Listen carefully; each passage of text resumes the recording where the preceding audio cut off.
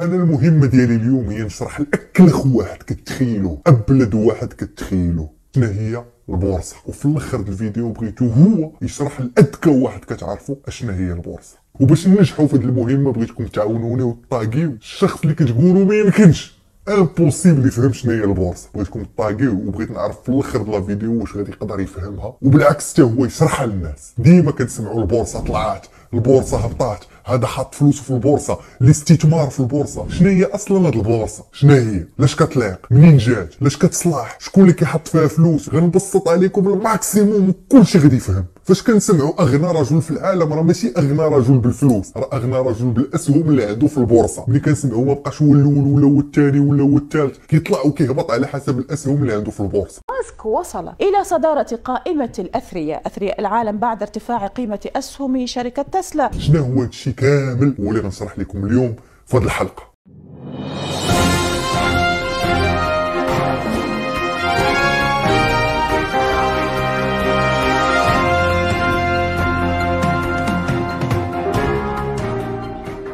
غنبداو مال الاولى الاخوان وغنبسطوا. دابا تخيلوا معايا شركه مغربيه كاينه في كازا ولا كاينه في الرباط ولا كاينه في طنجه كتصنع الحوايج. هاد الشركه عندها الماكن وكتصنع الحوايج وخدامه، وهي شركه خاصه عندها مولاها وعنده ولادو وعنده خوتو هما اللي كيجريو ديك الشركه. حتى الان كلشي باين. لنفترض واحد النهار داك الشخص مول ديك الشركه بغى دوك الحوايج ما يبقاش يبيعهم غير في المغرب، بغى يخرج ويصدرهم لافريقيا.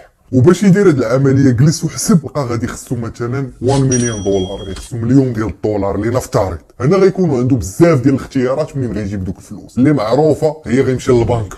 غير ملي كتمشي للبنكه غيعطيوك هذيك 1 مليون دولار، كيطلبوا منك بزاف ديال الحوايج، منهم ضمانات بانك غادي ترد لهم فلوس، منهم بان شركتك منا غتسلفهم، وعاد غادي يحددوا لك الفائده وعاد شحال غادي يربحوا معاك وكيفاش غادي ترد لهم. ومع البنكه ما خصكش تغلط، الا مشيتي تدرتي فايت غادي تقدر تجيبها في راسك ويسيزيو لك كلشي. وكاين البديل ديال البنكه، وهنا كتجي البورصه. كتمشي تجيب ديك 1 مليون دولار، مليون ديال الدولار ولا مليار السنتيم من البورصه. كيفاش غدير لها؟ غيمشي عند هيئه رقابه سوق المال. هذه هي الخطوه الاولى. ما يعنكشوكمش التسميات، هاد خوتنا اش كيديروا هما اللي كيدرسوا الدوسي ديال هذاك مول الشركه اللي كتبيع الحوايج واش منه ولا ما منوش باش يدخل البورصه، وكيفرضوا عليه يجبد كاع الحسابات ديالو. خصو يعري عليهم كلشي، ما يخبي حتى حاجه. ما كاينش داكشي لا نوار لا هرب الضرائب، لا كيجبد كلشي كيبينو. تما كيدخلوا بزاف ديال الناس اللي كيدرسوا هاد الدوسي مع ديك الهيئه، منهم ابناك استثمار، منهم محامين، منهم ناس في الضرائب، ومنهم مكاتب خاصه ديال الحسابات. من الاخر كيديروا ليه واحد الفحص شامل، كيشدوا ديك الشركه كيفرتكوها، كيعرفوا شنو عندها في الكرش ديالها. هادشي غرضه باش يعرفوا واش ديك الشركه اصلا واقفه على الصح ولا لا، وباش يعرفوا واش مولاها نصاب ولا لا. واهم غرض عندهم هما يحددوا واحد السعر عادل دوك الاسهم اللي غيخرجوا للناس باش يشري. كيفاش هاد البلان ديال هاد الاسهم؟ كيحسبوا القيمه ديال الشركه كامله،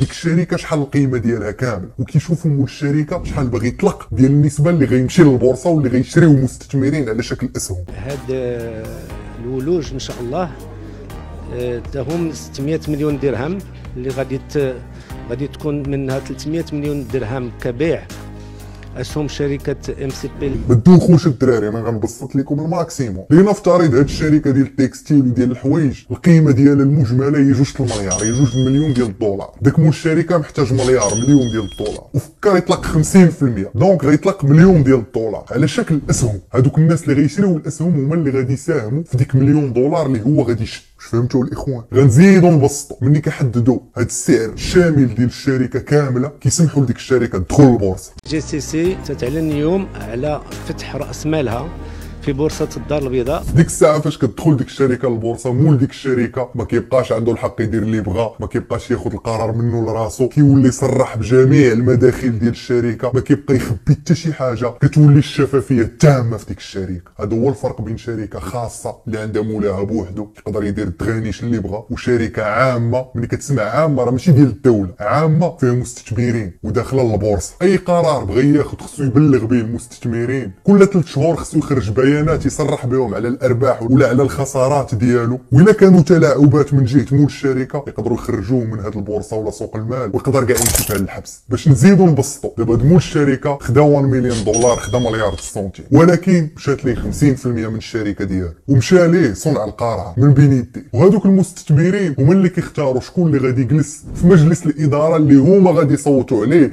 واللي هما غيبداو ياخذوا قرارات لديك الشركه، وهما اللي غيقرروا شكون اللي غيكونوا المديرين، شكون المدير التنفيذي، شكون الديريكتور فينانسي، كاع داكشي المستثمرين اللي كيوليو يقرروا. ومول الشركه ما كيبقاش يدخل كاع الارباح لجيبو، كيولي يدخل 50% ديال الارباح و50% كتمشي للمستثمرين. السؤال اللي غادي تطرحوا مع راسكم هو هادو اللي شراو الاسهم شنو كيستافدوا؟ ولاو كيمتلكوا كيملكوا طرف من ديك الشركه. انت ملي كتشري سهم من شركه راك وليتي كتملك واحد الطرف من ديك الشركه ديالك، وكتولي تاخذ الارباح ديال ديك الشركه على حسب شحال ديال النسبه عندك ديال الاسهم. واش فهمتوا الاخوان؟ وكيستافد الى السهم ديال الشركه طلع، كاين اللي كيتريبلي، كاين اللي كيضرب فلوسه في 10 في مده 5 سنين 6 سنين 7 سنين، كيطلع السهم كتزاد القيمه ديال دوك الاسهم كيبيعهم وكيخرج.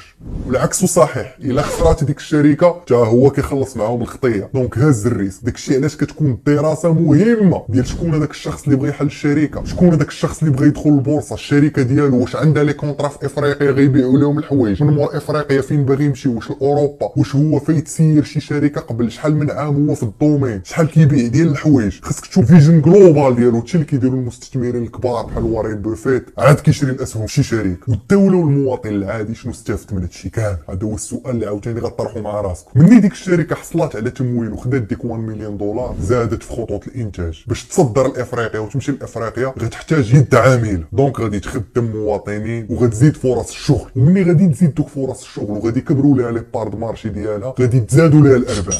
ملي غادي تزادوا الارباح غادي تزادوا الضرائب، دونك الدوله فرحانه والمواطن فرحان حتلقى خدمه. ودوك الحوايج كيبداو يتباعوا في السوق المحلي، ما كنبقاوش نستعملوا العمله الصعبه باش نستوردوا الحوايج من على برا، كنوليو نكونسوميو الحوايج اللي مصنوعين ديالنا في المغرب، وبالعكس كنوليو نصدروا الحوايج وكندخلوا العمله الصعبه للبلاد. دونك فاش يلاه كيتباعوا دوك الاسهم الاولين كتسمى الاي بي او، دوك المستثمرين اللي كياخذوا دوك الاسهم كيفاش كياخذوهم؟ كيقولوا مثلا هاد الشركه 50% ديالها تساوي 1 مليون دولار، غنخرجوا 100,000 سهم، كل سهم داير 100 درهم. دونك تما كيجيو مستثمرين وكيبداو ياخذوا دوك الاسهم الاولين، وكاين اللي فيهم كيتسنى 6 سنين 7 سنين وكيبقى ياخذ في الارباح وتايق في ديك الشركه تيبيع واحد النهار، وكاين اللي كيبغي يشد ويقلب البيع مورا سيمانه ولا مورا شهر. وكاين واحد الافكار شائعه على البورصه كيقول لك انها قمر. لا الاخوان، هي كلها علم. هاد الناس اللي غيمشيو يشريو هاد الاسهم كيتسموا مستثمرين، وهذا اللي غيمشي ويقلب فيهم البيع دغيا كيتسمى تريدر. هذاك المستثمر راه كيشري تايق في ديك الشركه، عارف عندها كونطرات في افريقيا، عارفه غادا تصدر الحوايج، كيعرف مول الشركه، تايق في لا فيزيون الشركه، عارف المديرين اللي فيها، عارف كلشي. دونك شرا دوك الاسهم راه ماشي قمر، عارفهم غادي يطلعوا. اما هذاك اللي كيشري مع الربعه و35 وكيبيع مع الربعه و45، هذاك السهم ديال ديك الشركه هذاك كيكون فيه شويه ديال الزهر، ونقدروا نقولوا كاين شويه ديال التقمار، ولكن حتى هو فيه علم وداخل فيه روبوات، داخل فيه ذكاء اصطناعي، وداخله فيه روينه اخرى. كاين اللي عنده العلم ديال اللي غيشري مع الربعه و35 ويبيع مع الربعه و45. نقطه اخرى ومهمه الاخوان في الاخبار، كنبداو نسمعوا المازي، الماديكس، البورصه ربحات 4 المليار، نقصات 6 المليار. اش كيعني هادشي؟ بكل بساطه الدراري، لنفترض مستثمر جا المغرب ولا مغربي بغى يشري في البورصه، لقى 400 شركه، راه ما يمكنش يدرس ديك 400 شركه كامله وحده بوحده، هذه كدير السيمه، هذه كدير البنيه، هذه كدير الماكله، ما يقدرش. دونك اش كيدير؟ كيجي كيشوف داك المؤشر، هذا المازي والماديكس، كتلقى مثلا المغرب فيه 400 شركه، المازي فيه 200 شركه، والماديكس فيه 200 شركه. وملي ديك 200 شركه كلها كتطلع المازي كيطلع، وملي كلها كتهبط المازي كيهبط. هذاك غير اندكس كيتسمى مؤشر ديال البورصه، كيبين لك واش ديك البورصه ديال ديك البلاد طالعه ولا هابطه. وكاين اللي باش يتهنى كيشري هذا المؤشر، كيشري المازي ولا الماديكس، بحال شاري 200 شركه في 200 شركه، ملي كيطلعوا كاملين حتى هو السهم ديالو كيطلع، ملي كيهبطوا كيهبط. وكاينين دي زاندكس معروفين بحال الاس ان بي، بحال الناسداك، بحال الكاك 40 ديال فرنسا. وانت كمغربي وانا كمغربي نقدروا نشريو في البورصه ديال المغرب الاخوه، وهذا كيتعتبر طريقه استثماريه اللي بزاف ديال المغاربه كيتغافلوا عليها. انا ماشي كنصحكم كنقول لكم شريو، كنقول لكم غير ممكن ديروه. دونك كيفاش غادي تشري؟ الا حل شي كونط في شي بنكه هنا في المغرب، اي بنكه في المغرب عندها واحد الفيليال تابعه ليها اللي كدير البورصه. اي بنكه في المغرب غتمشي لعند البنكه ديالك غتقول لهم انايا بغيت نحل كونط ديال البورصه ونشري اسهم. حتى هاد الابناك كيديروا الوساطه الماليه بينك وبين البورصه. خصكم تفهموا هاد القضيه، ما يمكنش في العالم كامل شخص من ديته لراسو يمشي يشري مباشره من البورصه، لا ما كايناش. ضروري كيكون واحد الوسيط مالي هو اللي كتمشي عنده، هو اللي كيشري لك من الاخر وكياخذ معاك واحد الكوميسيون على حسب شنو شريتي واش ربحتي واش خسرتي. هذيك لا كوميسيون خاصك تفصلها معاه، حيت كاين بزاف ديال النصب كيطرا في هادشي. هو ماشي نصب ولكن ما كيشرحوش كلشي. من بعد كيقول لك جيب لي الباسبور ديالك، الكونت ديالك، المسائل، وكيحل لك واحد الكونت وكيعطيك واحد الكود. هذاك هو اللي كيكون الكود ديالك في البورصه، وماشي بالضروري تكون لاباس عليك باش تدخل البورصه. راه كاين اسهم كيتباعوا ب 100 درهم. باش نرجعوا للنقطه الاولى ديال ملي كنسمعوا اغنى رجل في العالم، راه ماشي غني بالفلوس عنده الكاش، راه غني بالاسهم. ملي كنسمعوا ايلون ماسك وصل 300 مليار، راه الاسهم ديال تسلا وديال داكشي اللي عنده ديال تويتر وديال بيسيكس وكاع ديك الشلاضه اللي عنده طلعات. ماسك وصل إلى صدارة قائمة أثرياء العالم بعد ارتفاع قيمة أسهم شركة تسلا بشكل صاروخي أكثر من 7 أضعاف خلال العام الماضي. ملي كتطلع القيمة ديالو هو كمالك ديال دوك الأسهم كتطلع، وهذا هو السطاج الأخر ديال الناس اللي عندهم فلوس. علاش الناس اللي عندهم فلوس كيشريو الأسهم؟ حيت هذا كيتعتبر دخل سلبي، باسيف انكم، ماشي بحال الموظف كيفيق مع 8 وكيدخل حتى ل 6 وهو خدام على الفلوس. لا، هادو راه الفلوس خدامين عليهم، هو حاط فلوسو كيدورو كيجيو الارباح وما عارف والو، ما مشاش لديك الشركه، ما خدم ما ردم، حاط فلوسو، ربحات الشركه ربح. واحد النهار طلعت القيمه ديال الاسهم بغى يبيعهم كيبيع. نتمنى الدراري نكون نجحت في هاد لا ميسيون. قولوا لي في لي كومونتير واش بنادم مصمك يقدر يفهم هادشي اللي قلت، حيت هذا هو الغرض ديالي. بزاف ديال الدراري كيقول لي لا طلع النيفو، هضر بلي تيغم تكنيك. لا، انا الغرض ديالي ماشي هذاك اللي عنده النيفو طالع، ما عندي ما ندير به. انا بغيت ولاد الشعب والدراري اللي ما فاهمينش يفهموا ويتنوروا الافكار ديالهم. تغيير وتطوير العقليات الاخوان. نتمنى تكون عجبتكم لا فيديو، نتمنى تكونوا استفدتوا.